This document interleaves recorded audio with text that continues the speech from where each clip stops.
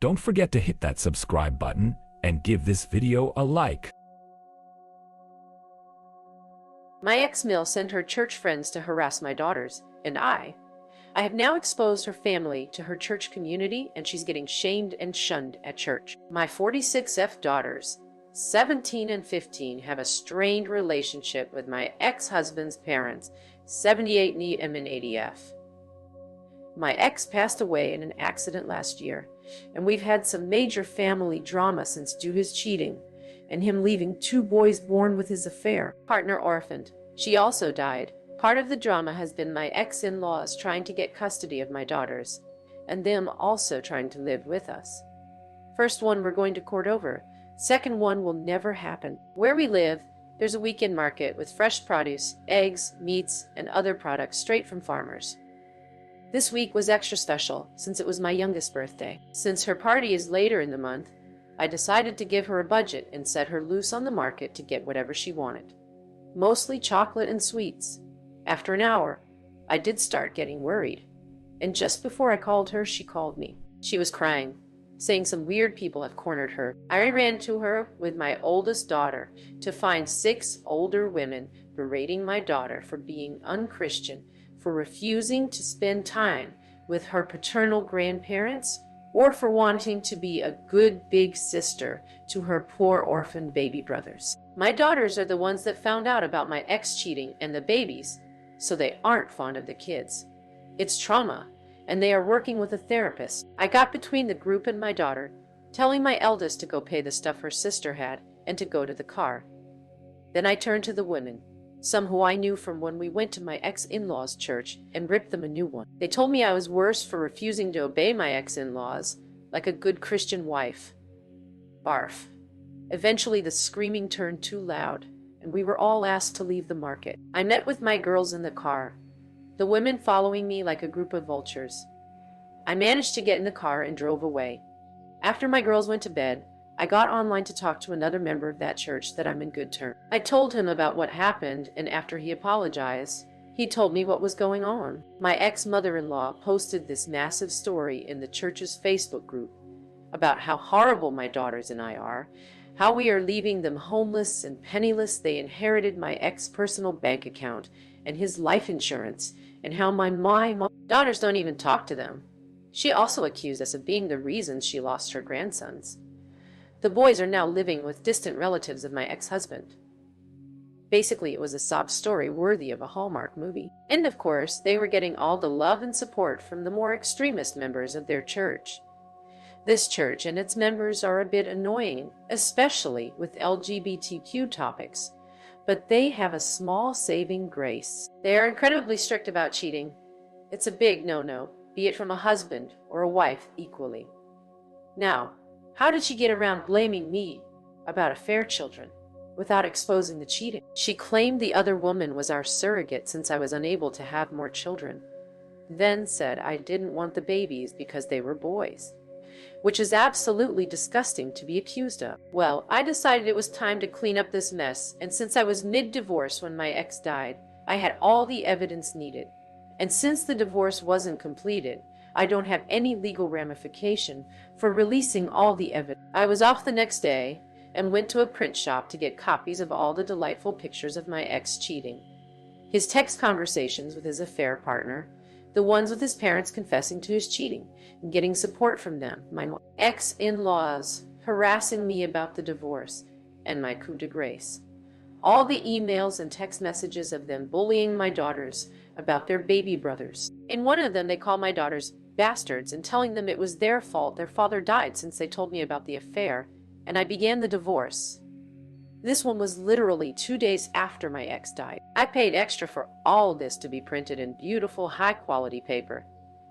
Then when I got home, I sat down for hours to make delightfully personalized binders. They looked like the little prayer song packets, the church gift for everyone to take to sing hymns. The first picture when opening the binders is my ex and his side woman making out in our living room. Their faces are easy to discern, and the girl looks nothing like me, different skin tones and hair color. Underneath I wrote, ex-husband's name, and affair girl's name love story. I took them to the church before service. There's a desk in the back with the songbooks for people that need forget their own, and they never check them. The gossip mill was quick and harsh. The names my ex and his affair partner got called in the Facebook were so bad the pastor himself had to get involved just to keep things relatively PG-13. People were angry at my ex-in-laws for their abuses to my daughters, but what made me laugh was that I was still in the wrong for the divorce, but it is understandable that I failed on my duties after the shock, and I possibly will one day return to the light, unlike my cheating husband and his Jezebel. They used another word I can't use here, I imagine. I got 2 apology letters in the mail from my girl and an invitation to join the church for... As for my ex-in-laws, they got shamed into leaving the church. My ex-mother-in-law made a post on her wall about how alienated she feels and how no one cares for the elderly anymore. How she wished her great son was still alive since he would have taken care of her and her husband. With what money, I don't know, since I was the breadwinner. Explanation on the will. My ex-husband had a will that named his parents as beneficiaries. As far as I was aware, he had told me he had named our daughters, not them. I never pushed for me to be the beneficiary, as my own will has my daughters as the beneficiaries, not him. The sun had barely risen when Sarah laced her shoes, the crisp air of the morning doing little to quell the unease gnawing at her insides. It was the kind of day where shadows loomed larger than life and dread poised at the edge of every familiar corner. Little did she know, today would be the spark that ignited a long flame of revenge. "I can't believe your birthday is this week," she said, feigning enthusiasm for her youngest daughter, Lily, who would turn 15, a bittersweet reminder of lost innocence amid family chaos. Driving toward the weekend market, where the smell of fresh produce mingled with memories of a happier past, Sarah couldn't shake the weight of betrayal hanging over her like a storm cloud. Her mind drifted to Henry, her late ex-husband, whose infidelity had not only devastated their marriage, but had also birthed a complicated animosity toward the very parents who might have once been allies. It was only a year ago that his shocking betrayal tore through her life like a hurricane. The moment she had discovered the truth, she had felt her heart crack open, spilling a painful concoction of love, anger, and grief. With a deep breath, she shoved the thought aside, focusing instead on making Lily's birthday special, despite the family turmoil that rooted their lives in sorrow. "Happy birthday, sweet pea," Sarah had said, handing Lily a modest budget to unleash her whims at the bustling market. Chasing her dreams, Lily quickly darted away, leaving Sarah with an uneasy feeling as the crowds pulsed around her. When an hour passed with no word from her, a sense of foreboding settled in. Just as she reached for her phone, it buzzed in her pocket to call, filled with tears and panic. "Mom, these women are surrounding me. They're saying horrible things." Lily's voice was laced with fear, and Sarah felt the blood drain from her face. Panic raced through her veins, igniting an instinctual fury as she gathered her eldest daughter, Megan, and rushed through the rows of stalls toward Lily's location. Her heart raced ominously as she scanned the market, finally spotting her girl cornered by a gaggle of older women, their faces twisted in pious indignation. With a determined stride, Sarah pushed through the crowd, instinctively laying a protective hand on Lily's shoulder. "What's going on?" she demanded, glaring at the group, recognizing 2 of her ex-mother-in-law's friends among them. The words that flew from their lips were venomous, dripping with judgment and cruel ignorance. "You're unchristian for refusing to bond with your poor grandfather," one of them exclaimed, her voice harsh enough to draw stares from nearby shoppers. "You don't even care about your half-brothers, do you?" Another sneered, as if that would somehow shame Lily into submission. "Get away from her," Sarah's voice cut through the chaos like a knife. The market fell silent, all eyes drawn to the confrontation, emotions boiling beneath the surface. She felt a wave of protectiveness swell within her, fueled by the torment of their families, Historia past marred not only by betrayal, but also by the desire to oppress her children. As the confrontation escalated, she guided Lily away, but couldn't suppress the rage rising in her throat. Once safe in the car, her daughters sat silent, fear mingling with disbelief. That night, while the starless sky blanket lay over their small home, Sarah found herself hunched over her keyboard, shaking with fury as she typed furiously to Mark, a friend from her days at church. The retelling of that day poured out with an emotional weight only another survivor could appreciate. Mark's quick text came back, interspersed with sympathy and disbelief. What kind of people would bully children without remorse? As Sarah waited for the veil of darkness to truly blanket her angry heart, she pulled up Facebook, her hands trembling as she uncovered the malicious web her ex-mother-in-law weaved. There it was, an outpouring of heartfelt compassion that twisted into public condemnation of Sarah and her daughters. Reading each post felt like a dagger, sharp and unyielding. Each word they had attributed to her, heartless.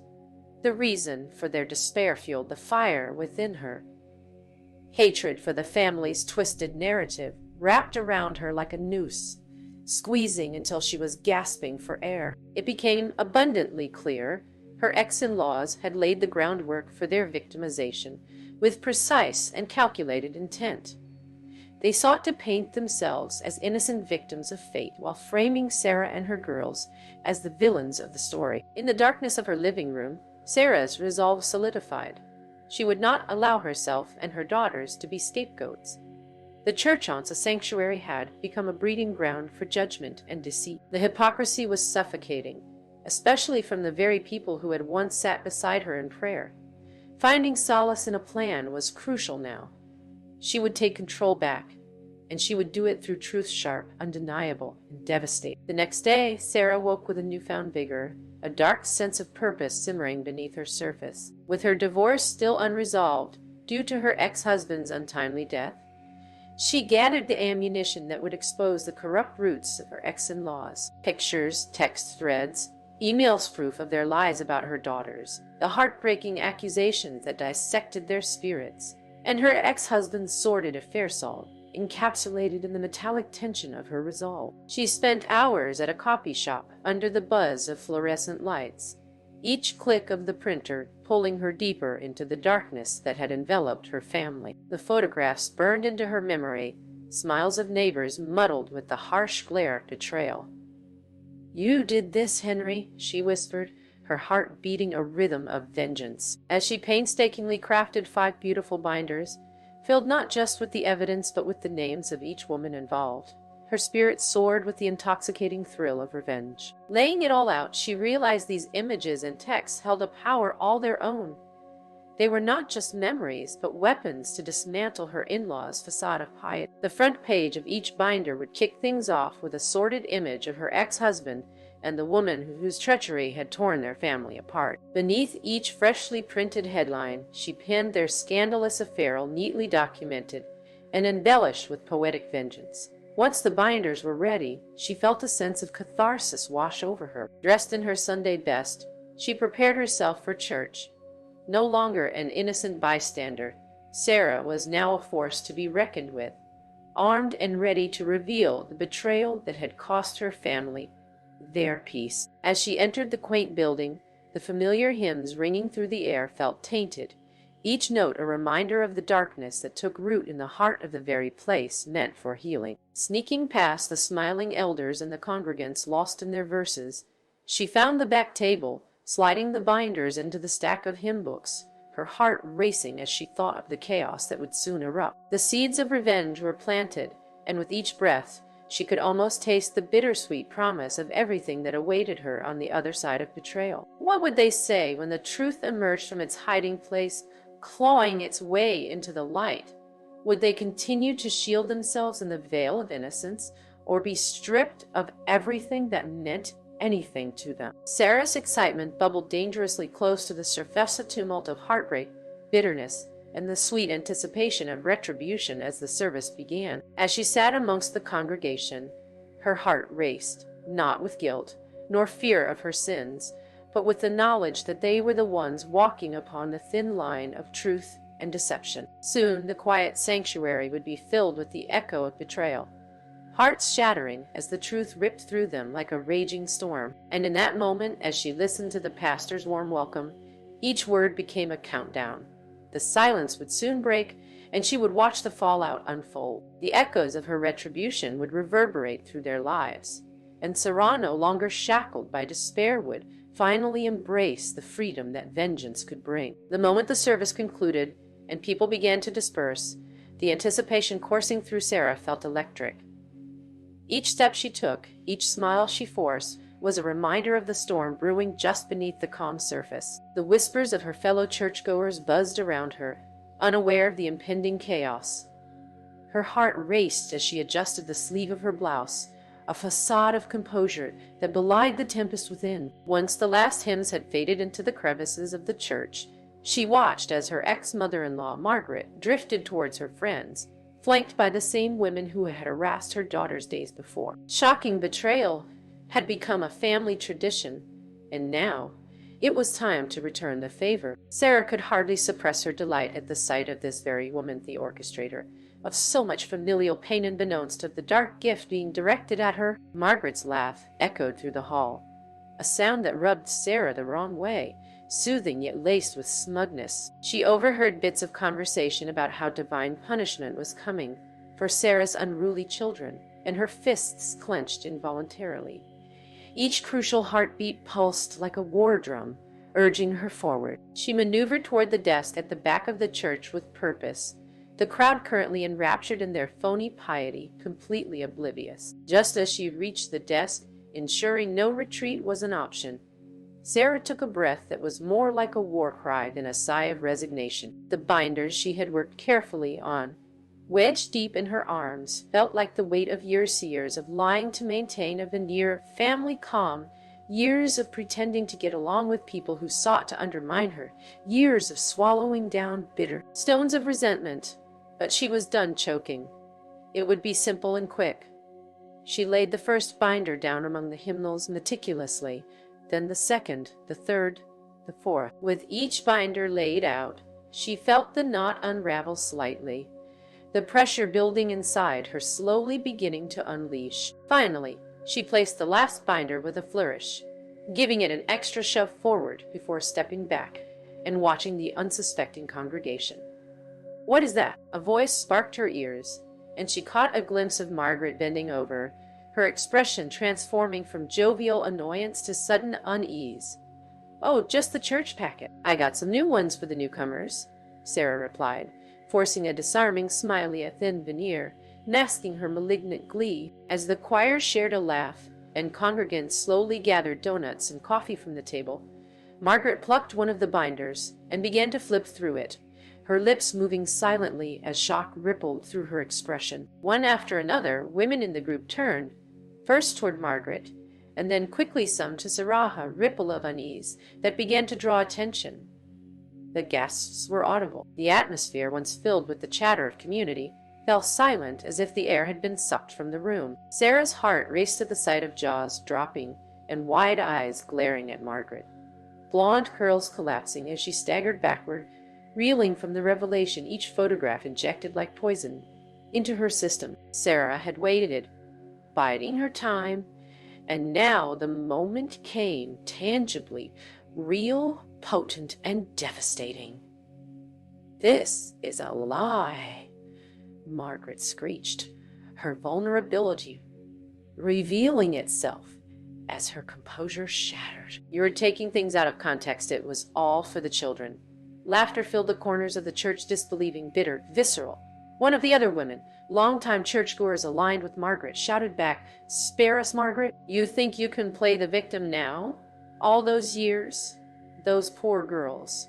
With that, emotional fractures exploded within the crowd, congregants buzzing, reeling as the images sank into their minds. The truth shattered what little pretense remained, spreading like wildfire. Sarah savored the fire, ignited in their eyes.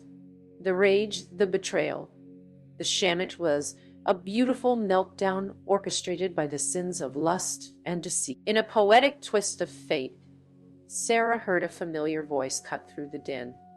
It was Mark, her friend, who'd stood by her side through this ordeal. He stepped up next to Sarah, nodding in recognition, the shared determination. There would be no turning back. Eyes locked on the unfolding drama, they braced for the aftermath.